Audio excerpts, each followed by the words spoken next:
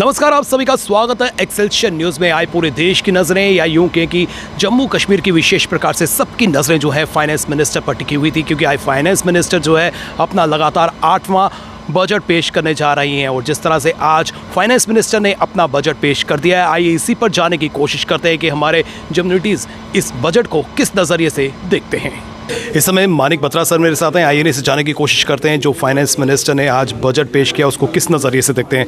Sir, finally finance minister ने अपना budget पेश कर दिया है, किस नज़रिए से देखते हैं? जी, बहुत अच्छा बजट है। हम धन्यवाद करना चाहेंगे माननीय वित्त मंत्री निर्मला सीतारमण जी का कि इतना अच्छा बजट प्रस्तुत किया आज।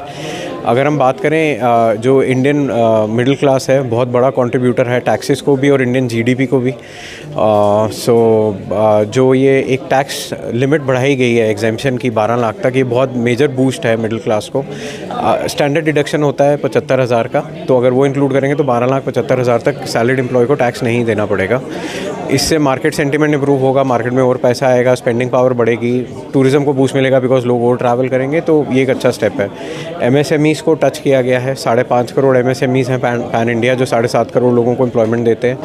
36% जीडीपी को कंट्रीब्यूट करते हैं, 47% एमएसएमई एक्सपोर्ट को कंट्रीब्यूट करते हैं। सो एमएसएमई को अगर और सशक्त करना है तो एमएसएमई को फाइनेंस की ज़रूरत पड़ती है।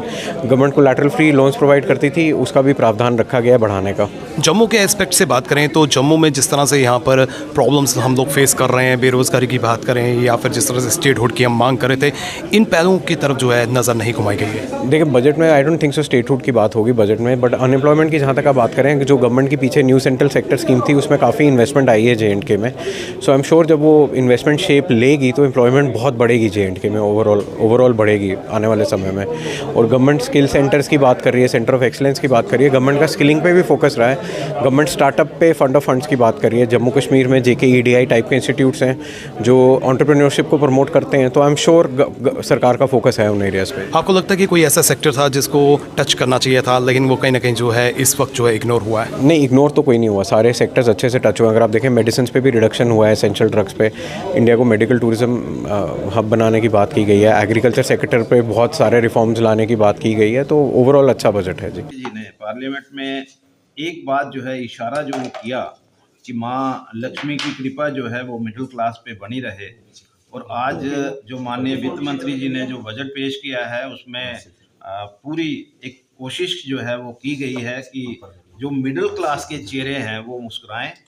और जिस तरह से एक उनकी तरफ से अनाउंसमेंट हुई कि 12 लाख तक, यानी कि 1 लाख रुपया पर मंथ जिसकी इनकम है, सैलरी है, अब उसको टैक्स नहीं पे करना पड़ेगा। एक बहुत बड़ा रिलीफ जो है वो मिडिल क्लास के लिए है। इसके साथ मैं एक चीज़ और ऐड करना चाहता हूँ। जो लोग रेंटेड इनकम पे डिपेंडेंट रहे हैं और जब भी वो 2,40,000 के ऊपर जब उनकी इनकम जो है वो बन जाती थी तो TDS काटा जाता था। ये ज़रूरी नहीं है कि हर कोई रिटर्न फाइल करता था, लेकिन अब उसको भी बढ़ा करके जिस तरह से 6 लाख जो है उसकी लिमिट बढ़ा दी गई है, तो मुझे लगता है कि जो लोग रेंटेड इनकम के ऊपर डिपेंडेंट हैं उनके लिए भी एक बहुत बड़ा रिलीफ जो है इस बजट में है। यहाँ तक मैं बात करूँ कि देखिए, एक तो बजट जो है ओवरऑल डेवलपमेंट के लिए पेश किया जाता है।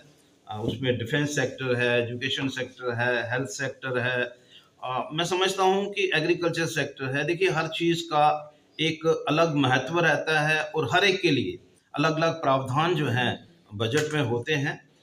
लेकिन मैं एक चीज़ जो है वो आपके माध्यम से बताना चाहूँगा, और मुझे कम से कम ये महसूस हो रहा है कि बहुत सारे लोगों को एक बहुत बड़ा रिलीफ जो है, जो लोग कैंसर के पेशेंट हैं, अभी की हम नहीं चाहते कि कोई इस तरह का कोई पेशेंट हो, लेकिन उनके लिए एक बहुत बड़ा रिलीफ जो है, उनकी जो मेडिसिन जो इम्पोर्ट की जाती थी अब वो ड्यूटी फ्री हो गई। एक बहुत बड़ा रिलीफ जो है उन लोगों को मिला है। आने वाले समय में जो एक कॉस्ट जो है जो भी इलाज के लिए होती है उसमें काफ़ी उनको आने वाले समय में फ़ायदा होगा। देखिए, मेक इन इंडिया का फोकस जो है हमारे माननीय प्रधानमंत्री जी का है। हर सेक्टर में, चाहे वो डिफेंस सेक्टर है, चाहे वो रेलवे सेक्टर है, चाहे जो बाकी के सेक्टर्स हैं, उसके ऊपर पूरा फोकस है कि भाई जो मेक इन इंडिया है उसको किस तरह से बेहतर बनाया जा सकता है। इस समय आदित्य सूर्य जी मेरे साथ हैं, आइए इनसे जानने की कोशिश करते हैं। सर, जो ओवरऑल बजट पेश किया गया इसको किस नज़रिए से देखते हैं? सर, ओवरऑल ये बजट जो है थम्स अप बजट है। स्पेसिफिकली अगर हम बात करें, जो इसमें 12 लाख रुपए तक की इनकम पे कोई टैक्स नहीं है, तो ये बहुत बहुत बहुत बढ़िया राहत है। तो अगर इसके अलावा हम बाकी सेक्टर्स की बात करें, एग्रीकल्चर सेक्टर की बात करें, टूरिज्म सेक्टर की बात करें, पीएम जल शक्ति की बात करें, या electricity for everyone, house for everyone, तो सारे सेक्टर्स कवर किए गए हैं। तो अल्टीमेटली अगर हम बात करें, इस गवर्नमेंट का विजन तो बहुत क्लियर है कि हमें अल्टीमेटली जो बजट है उसमें सारे सेक्टर्स को कवर करना है। जिस तरह से महंगाई की बात करें, बेरोज़गारी की बात करें, इन पहलुओं पर भी जो है आम जनता का कंसर्न था कि शायद इन पर भी जो है गौर किया जाता। सर, अगर हम बात करें इस पर्टिकुलर बजट में लेदर इंडस्ट्री की बात की गई है, उसमें उन्होंने कहा कि जो लेदर इंडस्ट्री को बूस्ट करने के लिए उनको इंसेंटिव्स दिए जाएंगे, जिससे काफ़ी ज़्यादा वर्कर्स को जो है जो नई नौकरियां मिलेंगी। उसके अलावा सेल्फ हेल्प ग्रुप्स हैं, जो खुद ही जो लोकल ग्रुप्स हैं जो काम करना चाहते हैं, उनके लिए भी जो बैंक में उनको भी स्पेसिफिकली लोन्स दिए जाएंगे। अगर हम एमएसएमई की बात करें तो एमएसएमई को भी काफ़ी कवर किए गए। तो मेडिकल की बात करें तो मेडिकल में भी जो सीट्स हैं वो बढ़ाई गई हैं। तो कहीं ना कहीं एम्प्लॉयमेंट का तो मंशा बहुत क्लियर है ही है। तो इस बजट को अगर आपको मार्क्स देने हो तो आप कितने देते हैं 10 में से? अगर मार्क्स की बात करें तो 10 में से 9 मार्क्स इज़ फाइन। तो जो 1 मार्क आपने डिडक्ट किया है किस पॉइंट से? स्पेसिफिकली हमें था कि जेएंडके के लिए कोई इंडस्ट्रियल बजट, कोई इंडस्ट्रियल कॉरिडोर या कुछ ऐसे बात होती, क्योंकि अल्टीमेटली क्या कि इंडस्ट्रियल पॉलिसी जो थी हमारी सरकार अभी यहाँ पे 30 सितंबर को ख़त्म हुई थी। तो हमें कहीं ना कहीं था कि इस बजट में कोई इंडस्ट्री से रिलेटेड कुछ बात की जाए। तो क्योंकि अल्टीमेटली क्या यहाँ की जो इंडस्ट्रीज़ है वो टॉप एंड स्टेट होने की वजह से जो फ्रेट है वो बहुत महंगा पड़ता है। माल लाना और फिर माल बेचना दोनों फ्रेट पड़ता है। तो यहाँ पे इंसेंटिव्स नहीं हो तो कहीं ना कहीं जो यहाँ के लोकल इंडस्ट्रीज़ है उनको बूस्ट नहीं मिलता। और बाहर के इन्वेस्टर्स भी तभी हमारी स्टेट में इन्वेस्ट करेंगे जब यहाँ पे कुछ अच्छा इंसेंटिव होगा।